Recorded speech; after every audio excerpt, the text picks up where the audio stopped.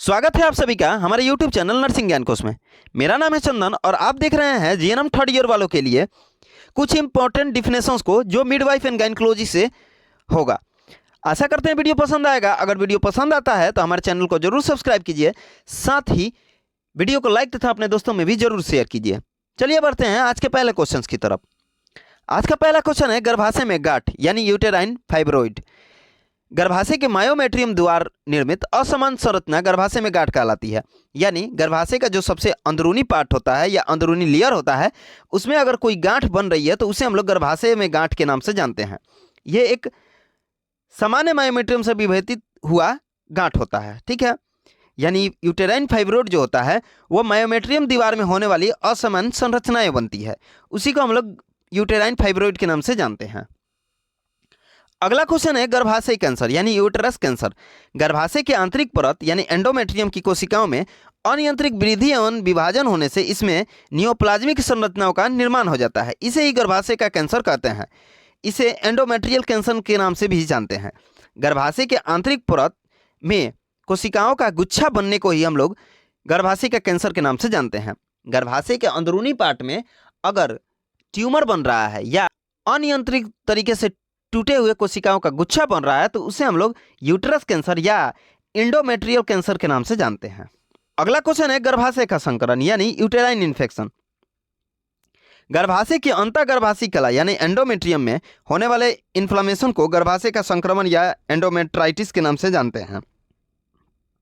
या ये बोलें कि गर्भाशय की सबसे भीतरी भित्ति में होने वाले इन्फ्लामेशन और इन्फेक्शन को ही गर्भाशय का संक्रमण या यूटेराइन इन्फेक्शन के नाम से जाना जाता है। अगला क्वेश्चन है ऑक्सीटोसिन।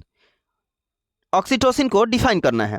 तो ऑक्सीटोसिन जो है वो एक हार्मोन भी है और इसका कृत्रिम रूप से दवा में भी प्रयोग होता है। ठीक है, तो ऑक्सीटोसिन दवा का प्रयोग स्त्री के प्रसव के समय गर्भाशय के मांसपेशियों में संकुचन को उत्तेजित करने के लिए किया जाता है।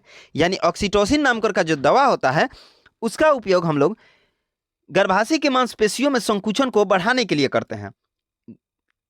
ड्यूरिंग डिलीवरी हम लोग गर्भाशय की जो मांसपेशियां होती है उसके संकुचन यानी कॉन्स्ट्रिक्शन को बढ़ाने के लिए इस दवा का हम लोग उपयोग करते हैं। इसका दूसरा नाम पिटोसाइन सिंटोसिनोन के नाम से भी जाना जाता है। ठीक है, ऑक्सीटोसिन जो हार्मोन है या दवा है वो गर्भाशय में संकुचन को उत्तेजित करता है।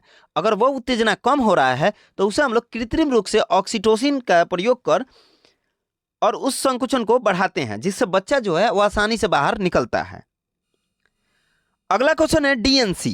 ठीक है, डाइलेटेशन एंड कॉटेज, जिसे डीएनसी के नाम से जानते हैं।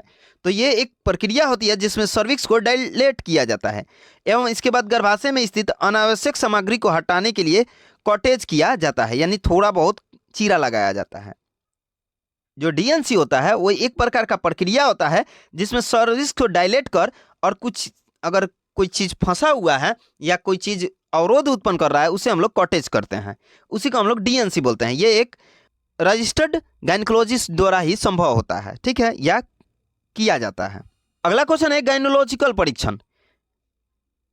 वैसे परीक्षण जो गायनोलॉजिकल आकलन के लिए किया जाता है उसी को हम लोग गायनोलॉजिकल परीक्षण के नाम से जानते हैं, यानी गायनोलॉजिकल एग्जामिनेशन बोलते हैं।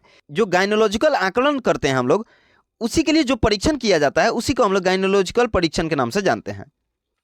अगला क्वेश्चन है मासिक धर्म से पूर्व संलक्षण यानी प्री मेंस्ट्रुअल सिंड्रोम। वैसे सिंड्रोम जो महिला के शारीरिक स्वास्थ्य व्यवहार मनोभाव को प्रभावित करता है उसी को हम लोग प्री मेंस्ट्रुअल सिंड्रोम के नाम से जानते हैं।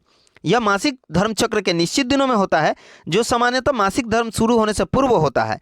लगभग 85% महिलाओं में प्री मेंस्ट्रुअल सिंड्रोम पाया जाता है। ठीक है, यह अवस्था जो होती है मासिक धर्म से पूर्व संलक्षण या सिंड्रोम यानी प्री मेंस्ट्रुअल सिंड्रोम, यह मासिक धर्म के शुरू होने से कुछ निश्चित दिनों तक बनी रहती है।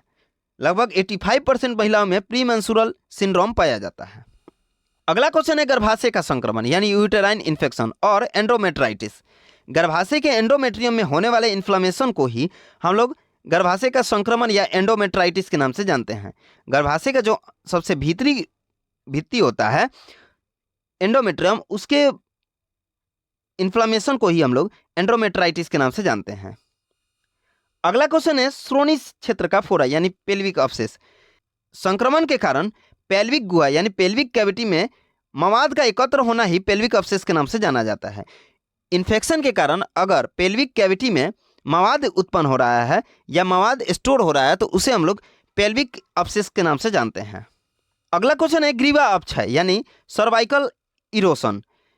ग्रीवा का असमान स्थिति जिसमें ग्रीवा के भीतरी भाग पर उपस्थित स्तंभाकार उपकला सर्विक्स के बाहरी भाग पर स्थित शल्काकार उपकला की प्रतिस्थापित कर देती है, इसी को हम लोग ग्रीवा अपक्षय कहते हैं। ये एक एबनॉर्मल स्थिति होती है जिसमें एपिथेलियम सर्विक्स के बाहरी भाग पर दूसरी एपिथेलियम आके बैठ जाती है या प्रतिस्थापित हो जाती है, उसी को हम लोग सर्वाइकल इरोशन के नाम से जानते हैं।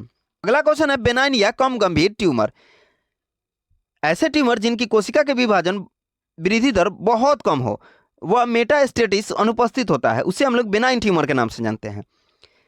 ये कैप्सुलेटेड होते हैं, वह नियमित तथा कम गंभीर होते हैं, जिनका उपचार प्रायः सफल होता है। सर्जरी करके नॉर्मली ऐसे ट्यूमर को बाहर निकाल दिया जाता है। बेनाइन जो ट्यूमर होते हैं वो कम घातक होते हैं और इनमें कोशिका का विभाजन बहुत कम दर से होता है, जिससे मेटास्टेटिस भी उपस्थित नहीं होते हैं। इस कारण ये बहुत कम गंभीर होते हैं। ये एक ट्यूमर का प्रकार होता है। अगला क्वेश्चन है मेलिग्नेंट या घातक ट्यूमर। बेनाइन जो ट्यूमर होते हैं वो कम घातक होते हैं, जिनका नॉर्मली उपचार संभव है, लेकिन मेलिग्नेंट है उनका उपचार में सफलता दर बहुत कम होता है। ये बहुत घातक होते हैं और इनमें कोशिका का विभाजन बहुत तेज गति से होता है और बहुत अधिक होता है, और जहाँ तहाँ ये ट्यूमर फैलाते रहते हैं। ये नॉन कैप्सुलेट होते हैं और अनियमित तरीके से वृद्धि करते हैं, जिसके कारण ये अत्यधिक गंभीर हो जाते हैं। अगला क्वेश्चन है कैंसर।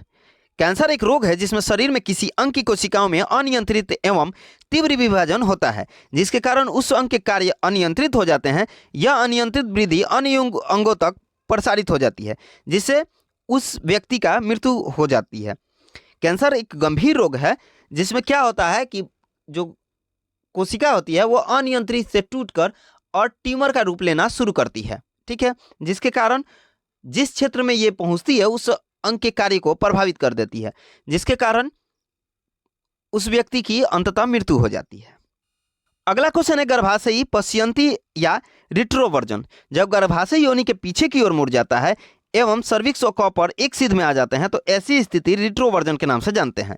ये एक गंभीर स्थिति होती है जिसमें गर्भाशय जो होता है योनि के पीछे की ओर मुड़ जाता है और सर्विक्स और कॉपर्स यानी ग्रीवा और कॉपर्स एक सीध में आ जाते हैं, यानी एक लाइन में आ जाते हैं। इसी स्थिति को रिट्रोवर्जन के नाम से जाना जाता है। अगला क्वेश्चन है स्तन कैंसर यानी ब्रेस्ट कैंसर। यह एक एबनॉर्मल स्थिति होती है जिसमें स्तन ऊतकों में कैंसर विकसित होना शुरू हो जाता है। जब स्तनों की कोशिकाएं असमान एवं अनियंत्रित विभाजित होकर नई कोशिकाओं की गांठ बनाती है तो इसे स्तन कैंसर के नाम से जानते हैं।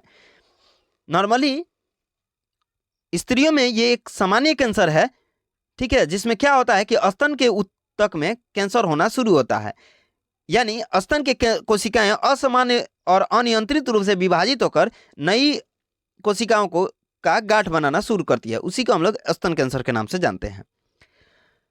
आज के लिए बस इतना ही। आशा करते हैं वीडियो पसंद आया होगा। अगर वीडियो पसंद आया है तो हमारे चैनल को जरूर सब्सक्राइब कीजिए, साथ ही वीडियो को लाइक तथा अपने दोस्तों में भी जरूर शेयर कीजिए।